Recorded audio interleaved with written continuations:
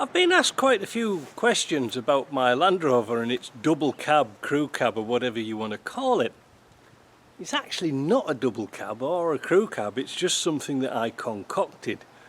You see, I bought this 130 for a project for somebody else. He wanted all the body panels and building another 130.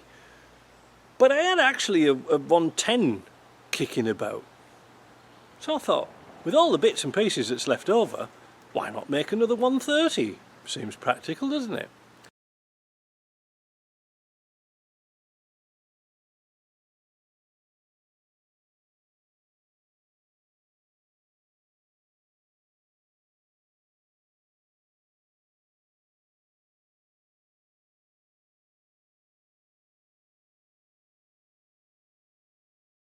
So that's what we did one winter.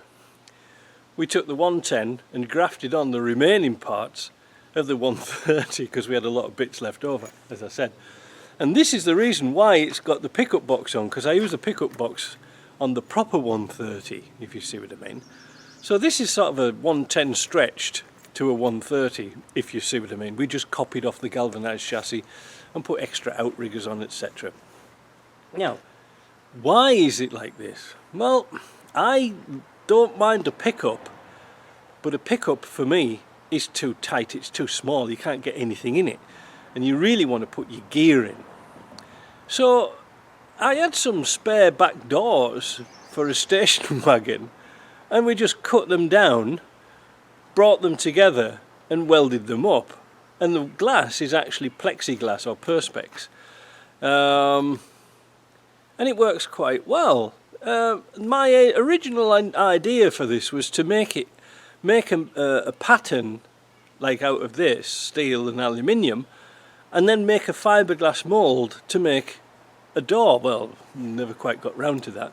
And it's same for the roof. The roof, when we have a look at it, is actually made in 3 sections, and you can see now that water's starting to get into the joints, because I did this in 2011. It's quite a while ago. But let me show you of what is kind of special about it. We've got this little side door here, and the side door was just bits and pieces sort of welded together, cut and shut, if you see what I mean, and we folded it round a steel frame. To get into it, you open the door, tip the seat back,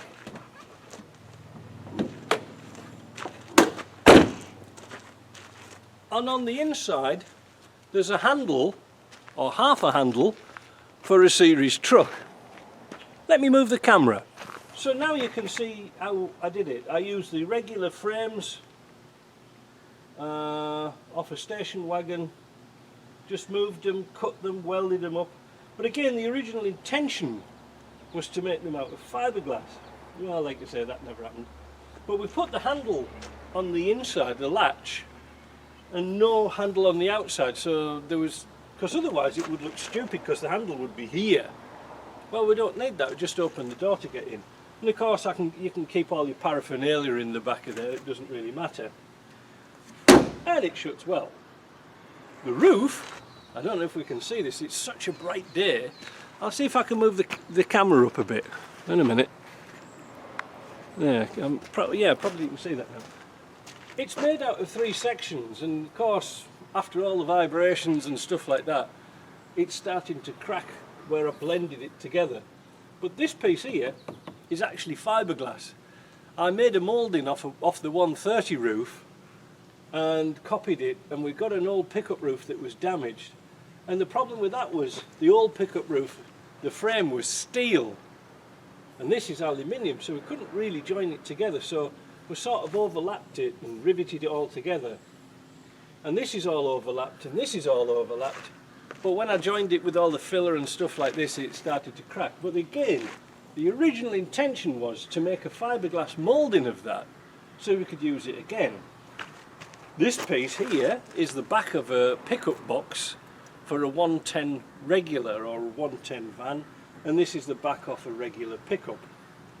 All I did with this was just shorten it down, and it seems to have worked. Yeah, no, and the reason why I did it like that is there's an outrigger on the 130. There's two mid-section outriggers, if you see what I mean. The one that you usually on a station wagon fasten the bar that goes across that rots out to support your seat belts and things like that. So I used that to bolt this section on, and then worked out all the rest from that. So we had a cab. We had a cab here and a door here. We had the frame, so I cut down the door frame, or added a bit on, I can't really remember. And just sort of put it together. And do you know something? It's really, really practical. Because, like I say, it's like a big pickup, but there's not enough room for seats in the back, which is a good thing because I don't carry passengers. And no, it's worked out really well. Now the thing is, you're probably saying, "Why, Mike, you've put a lot of roll bars on there." Well, they're not roll bars, you see. The original pickup box, this piece here that I made, I put little lugs on the top for a ladder rack so I could put my ladders on, and it didn't have that exterior roll cage or this. But when I came to make this building here, when I came to modify the building, I needed to move big bits of timber around to do the roof trusses. So what I had was this front section here, which was actually like a carrier for a 110 regular. So what I did was I cut it down, added bits in, moved it around a little bit, and I made a tube for the back. You can see there, I made a tube that went onto some pins. Well, they've all rusted in now. But I'm having a real hard time seeing this camera thing today, so I don't know really where I am. And this, and I put these little fold down lugs on here, so now I could carry 24 feet pieces of wood, if you see what I mean, and without any overhangs, if you see what I mean. Well, a little bit at the back, but it made it practical because I could go then in with my forklift and lift bits and pieces off.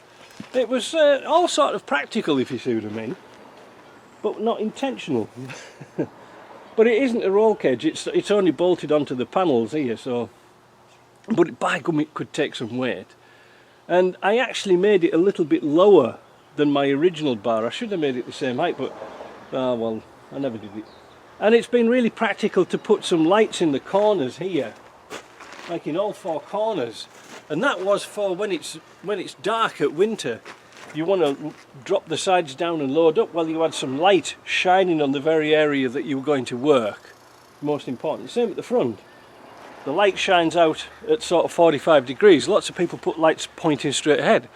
Now you want them out the sides as well. The side step things, they're just a piece of round tube I found in the scrapyard and just cut them down a bit. That worked. But no, I mean, like I say, I didn't even want to snorkel on it, but, you know, like I say, let's see, because like I say, I can't see the screen this morning. I didn't want to snorkel, but I had one. And all my tubes from the axle breathers run all the way up the chassis, and they all come out at the top of here. So that's good, so they're not sort of getting blocked up with dirt and mud and things like that. I might have to shoot this again when I play it back because I just can't see the screen today. But it's really good, it's a really practical truck. And now I've actually changed the front springs and lifted it up a bit so it's all level. Well, that's how it used to be when I first got it with a V8.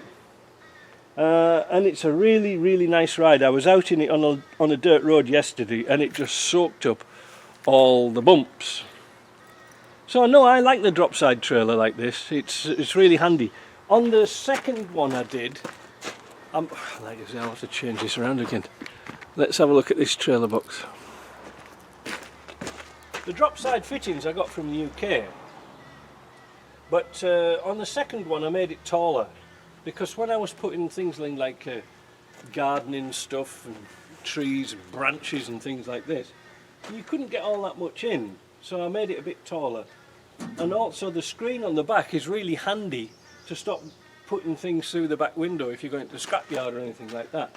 Downside is I should have made this removable so you can get to the back window. My mistake. But you learn by your mistakes. and the Mark III is going to be even better. I originally put under here some pins so you could put your ratchet straps, but later I modified it to put some running tubes all the way along, so then you had more space to put more ratchet straps on. That worked out really, really well. Well, you can see one of the original pins here, so that meant you couldn't put anything here. You know, you learn as you go along, don't you? But no, it's a really good little practical truck, and of course it's got the big Isuzu in, so it pulls really well. But I think people wanted to know why I did the pickup like that. Now, interestingly enough, whilst we're still on, when I cut and welded all these panels up, I used those rods that it's not a TIG welder, it's like brazing rods, it's like soldering aluminium. It comes with a flux and a rod, and you just use a propane torch and weld it up, and it worked okay for the skins as long as you overlap them, if you see what I mean. That was okay. But well, it started to crack a little bit, but not too bad. I was just a bit disappointed with the roof. Yeah, it has got a few marks in it, but the fiberglass didn't crack. I was pleased at that. But the front section had a sunroof in it. Oh my God, it leaks like a sieve. I've got to take it out again. The only reason I kept the sunroof in because it had a big hole and I didn't know how to fill it up. I'm very tempted to put one of those panoramic type roofs in and do away with it. But anyway, that's my pickup and that's how I did it. Now it's kind of quiet and the nice weather. I think I might just get some paint out and give it a bit of an old painting up, because it is looking a bit tatty now. You know, last thing you want to do is have a copper stopper. Right, so that is it. We'll see you later. Ta-ra.